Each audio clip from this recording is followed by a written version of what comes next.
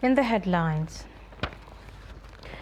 NSCDC arrests 18-year-old for armed robbery in Nasarawa. NDLEA arrests ex-footballer, 2 others for illicit drug smuggling.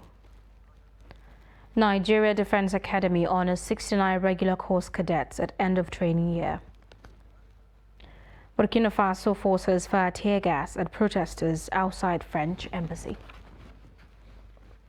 Hello and welcome to Trust TV News Update. I'm Zainab Bala.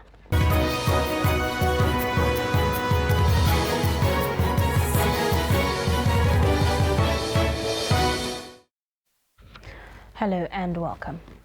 The Nasarawa State Command of the Nigeria Security and Civil Defense Corps has arrested 18-year-old Mohammed Hussaini for alleged robbery. The teenage suspected armed robber was paraded by the command's public relations officer Jerry Victor in Lafia. Abubakar Abdullahi sent in this report as presented from our studio. According to the command's public relations officer, Jerry Victor, the suspect alongside other accomplices in an attempt to commit robbery attacked cattle rearers, who later overpowered one of them before the rest of the suspects took to their heels. That some boys who were rearing cattle were attacked by him and his own gang.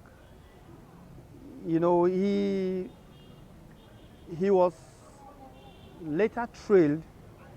We got to understand that he was having a locally made pistol in his possession, and when he was overpowered by those the boys cutting, rearing the cattle, he threw away the locally made pistol and he ran away. He said the command succeeded in arresting one of the fleeing suspects through the cooperation of his mother. We have been trailing him for some time, and we tried to, involve his parents, especially his mom especially, and she was very, very helpful to us. She was the one that brought him to the office. You know, after we met her, we discussed with her on the way forward, and she complied with us, and she brought him to the office as well. He also said the command is trailing other suspects who are at large until they get them arrested. The NSCDC PRO advised youth to always engage in meaningful trade to become self-reliant and avoid constituting a nuisance in society. The suspect, Mohammed Hussaini, acknowledged that the crime was committed, but exonerated himself, saying the suspects now at large, who are his friends, were responsible for the crime. Honestly, I am not among them. I am not the person that carried out the bastardly act. I am not the one that did it, but I know the people that did it. They are my friends. The gun belongs to my friend, and the gun isn't mine. The suspects pleaded for mercy and vowed to turn a new leaf. Operatives of the National Drug Law Enforcement Agency NDLEA have arrested an ex-footballer, Okafor Emmanuel Jr. at the Murtala Mohammed International Airport, Lagos, with 1.40 kilograms of crack cocaine concealed in his bags. The 33-year-old indigene of Aro Chukwu local government area in Abia State was arrested on Monday, 26 September, after anti-narcotic officers discovered he concealed the illicit substance in the handles of his bags and padded the top edges with a Class A drug. We have more on the activities of the agency in the last 1 week. During preliminary interview, Okafor disclosed that he was an ex-footballer with the University of Nigerian Teaching Hospital, Enugu Football Club, where he played for 4 seasons before leaving for Sri Lanka in year 2014. He further stated that he moved to Brazil from Sri Lanka after playing for 2 seasons but could not advance his football career in Brazil due to lack of official documents. Another Brazilian returnee, Ibe Chinedu, was arrested the same day upon his arrival at the Lagos airport from Sao Paulo, Brazil. Ibe, who hailed from Ahezu, Imbise local government area of Imo State, was found to have concealed 3.20 kilogram block cocaine, popularly known as Lucci, in false bottoms of his bags. In his statement, he said he was to be paid 3,100,000 naira on successful delivery of the drug in Nigeria. In the same vein, attempted by a 32-year-old businesswoman, Palema Odin, to traffic 2.150 kilogram tablets of Revnol through the Nnamdi Azikiwe International Airport, Abuja, to Istanbul, has been thwarted by the NDLEA operatives. The mother of one was arrested on Friday, 23 September, while attempting to board a flight with drug concealed inside pepper and packed among foodstuff. The indigene of Afisere village, Ogele North local government, Delta State, said she operates a restaurant in Istanbul, Turkey, but come to Nigeria to see her relatives to buy food items for her restaurant business. Meanwhile, two Malians, Mohammed Damoli, 38, and Kolebali Maleki, 56, have been arrested by officers of the Marine Unit of the NDLEA at Ebute Eru, jetty in Lagos, for attempting to export 34.2 kilogram bottles of new psychoactive substance, Akuskura, to Mali through Cotonou, Benin Republic.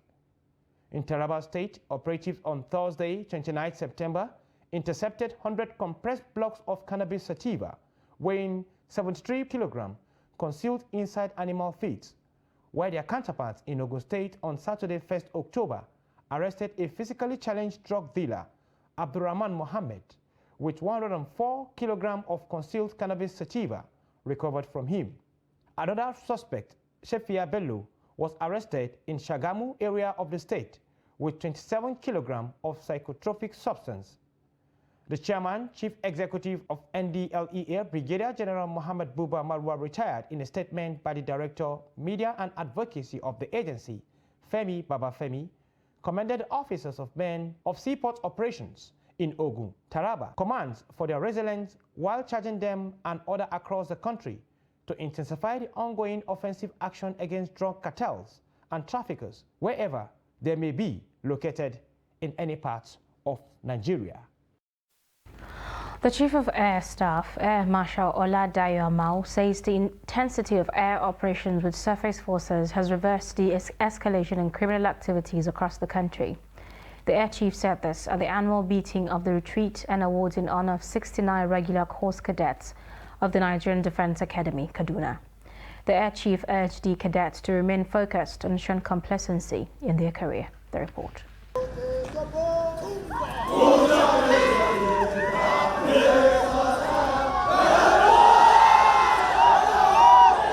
Air Marshal Oladayo Amao, who was the special guest of honor at the beating of the retreat, while urging the cadets to remain disciplined and focused, said with the support of the federal government, the armed forces, especially the Nigerian Air Force, has recorded success in the fight against criminal elements in the country. You are all aware that the armed forces of Nigeria has been tackling several security challenges across the country. The Nigerian Air Force, for instance, has had to increase the intensity of its air operations in concert with the surface forces in order to reverse the recent escalation in the activities of these criminals and enemies of the Nigerian nation.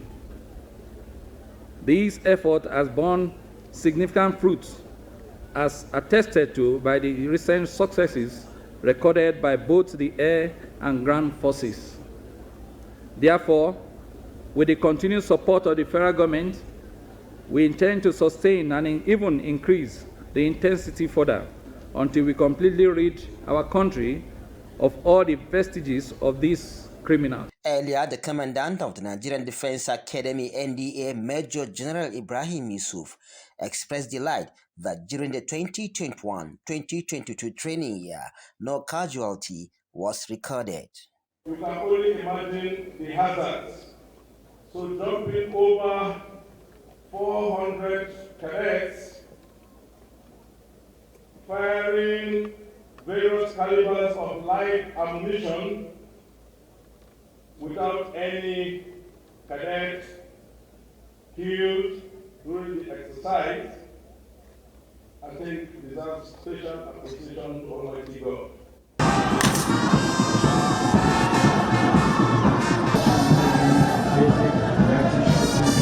Mogadishu Battalion secured 9 trophies to come first, followed by Dalet with 5, Abyssinia with 4, and Boma Battalion with 2 trophies. The beating of the retreat, which is an old tradition in the military, signifies the successful end of a training year.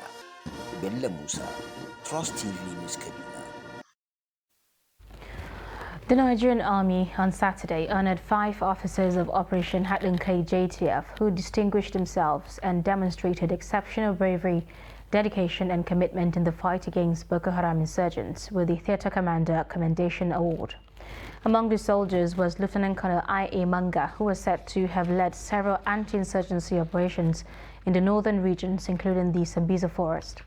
The Theatre Commander Northeast Joint Task Force Operation Hatlin Kai, Major General Christopher Musa, also honored about 80 officers, soldiers and journalists with gallantry medals for their outstanding performance in the counter-insurgency campaign. According to General Musa, among the 80 awardees are personnel from the Nigerian Air Force, Navy, Police, Department of State Service, Nigerian Customs Service, the Correctional Service, Nigerian Immigration Service, Civil Defense and the Civilian JTF. Other recipients include journalists who have demonstrated critical roles in their reportage on the fight against terrorism in the region. Elsewhere, Governor of Oyo State, Seyi Makinde, says it is not the time to roll out the drums in celebration, but to re-strategize for development as Nigeria is yet to fulfill its potentials. The governor made this known through his deputy Adebayo Lawal, who represented him at the occasion of this year's independence anniversary. He said this is the time that Nigerians should collectively raise the bar of development in every area of our lives and raise above underdevelopment. The event was held at the main bowl of the Adamasingba Stadium in Ibadan, the Oyo State capital.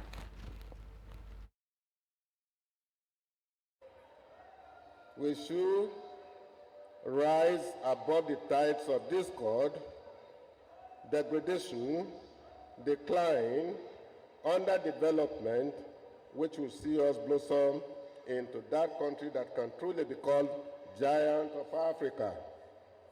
We must collectively raise the bar of development in every area of our lives. It is our firm belief in Oyo State that for the sleeping giant like Nigeria to rise to its potential, citizens and leaders must play their part positively as true stakeholders, without which the tales of woes will only continue to get elongated. Nigerians have been called upon to be patriotic irrespective of tribe or religion to enable the country achieve the objective of the amalgamation of Nigeria's former protectorates. The call is part of the agenda set by Nigerians for the country's sustained development as the nation marks another independence anniversary. In this report, Trust TV's Kabir Lawal, who was at the Eagle Square in Abuja, looks at the level of patriotism among Nigerians in the country. This report. The arrival of the very special guest of honor, the Revenue Officer, President and Commander-in-Chief of the Armed Forces of the Federal Republic of Nigeria, His Excellency Muhammadu Buhari, DCFR, just received by the Secretary of Government, the Commander Guard Brigade, he proceeds to exchange. Nigeria is 62 years old as an independent nation.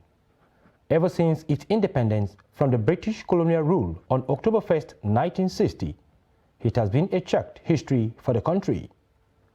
From 1960 to date, Nigeria has had 16 heads of government, 8 of whom were military, with 2 of them later becoming democratically elected presidents. However, in Abuja, people from all walks of life came out en masse to celebrate the country's 62nd anniversary, a development many see as mark of patriotism. I'm very confident that when my party wins the next election, they would consolidate on the gains of this administration, especially in the area of infrastructure, the economy, and security. Nigerians believe that country will be a better place if everyone unites to foster the ideals of nationalism. Well, the way forward is that we must believe in Nigeria. That's what it means. I mean, at 62, if you are still one, it means that that is something that can really be managed properly.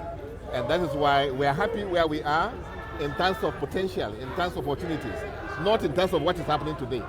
If you can still remain one and be celebrating the way we are celebrating here today, there's a lot that Nigeria can show to the rest of the world. Highlights of the event were colorful displays by military and paramilitary formations. We're excited to celebrate another year of independence. I think it's a blessing that Nigeria has gotten this far. You know, some people always forget that Independence Day means that we were once under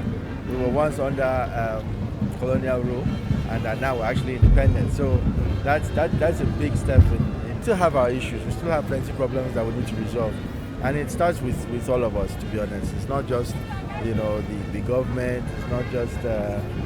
It starts with the people, and I think it starts from our homes, it starts from our mosques, our churches, our schools. To return its glory days, many are of view that Nigeria must deepen its democracy and invest more in education and empowerment of its largely youthful population. Kabir Lawal, Trust TV News, Abuja. Well, there you go. You're watching Trust TV News Update. Coming up. How beggars earn a living through alms giving. Details of the story after the break. Stay with us.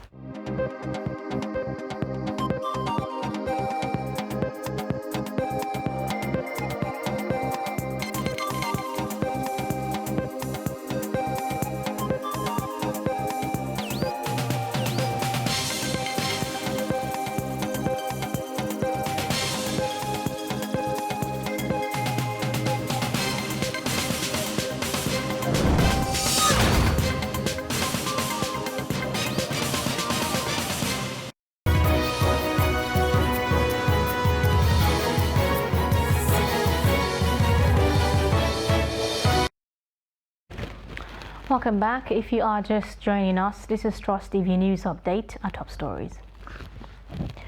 NSCDC arrests 18-year-old for armed robbery in Nasarawa. And NDLEA arrests ex-footballer, 2 others for illicit drugs smuggling. Moving on, Nasarawa State Government has taken delivery of relief materials worth millions of naira from the National Emergency Management Agency, NEMA, to cushion the effects of the recent flood disasters in affected communities. The agency's Director General Mustafa Habib presented documents for the items donated to the State Governor Abdullahi Sule in Lafia. Abubakar Abdullahi sent in the report as presented from our studio.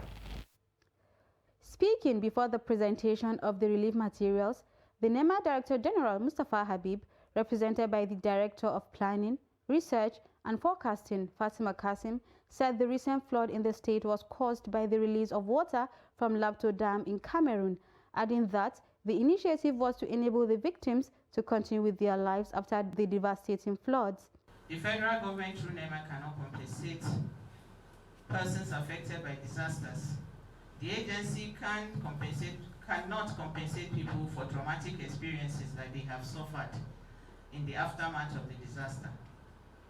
What the federal government does is to help people get back to their feet and restart their lives through relief interventions.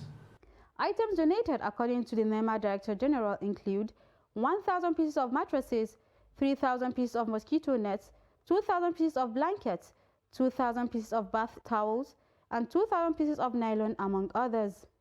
While commiserating with the government and people of Nasarawa State over the recent flood disaster in some parts of the state, which displaced people and caused socio-economic dislocation in the affected communities, the NEMA Director General said the relief materials are to complement the grain intervention the agency would soon be given to vulnerable groups in the state.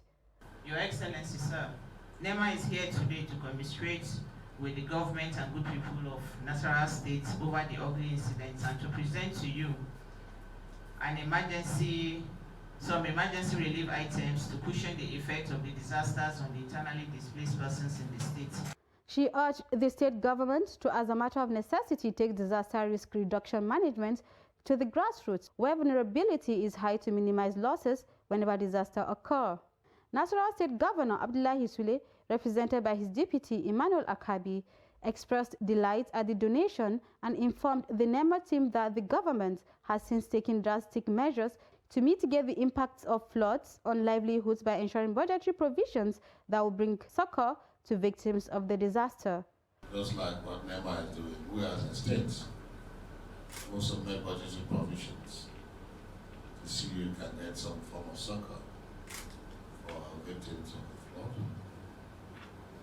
the flood. And I'm sure that on our part, but also the procurement of some of the relief materials.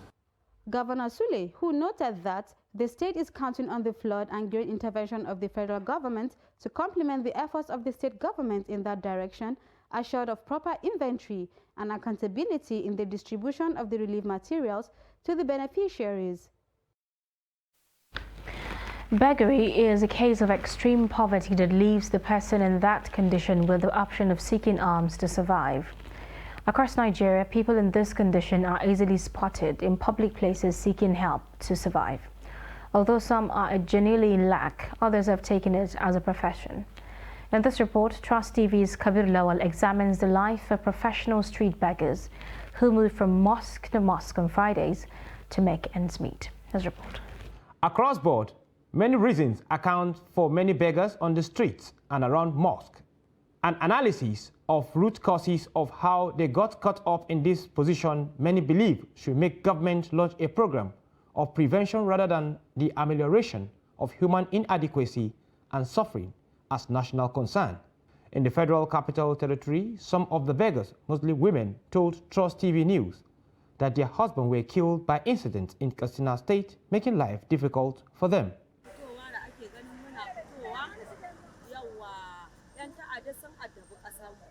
Our houses have been burnt, and we have been displaced, and we are helpless.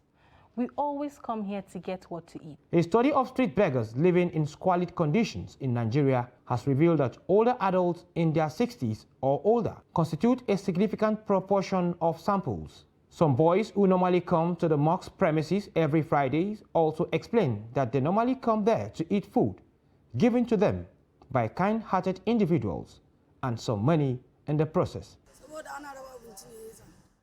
I cut nails. That's what I do for a living. And I come here to eat food every Fridays and get additional 1,500 naira anytime I come here.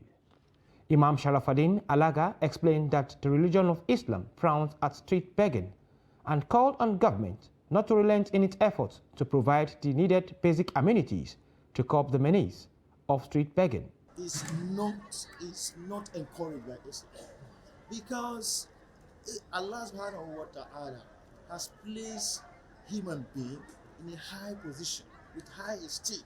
We shouldn't relegate ourselves to street begging. Whoever is involved, Rasulullah says, "La shay'un amadu min as-salah." Some are forced into the streets to start begging for one reason or the other, but it is our responsibility, the who is who, the government, to do something to get them off the street from begging, especially the Muslims. It does not speak good well of us. It does not bring out the good image of Islam.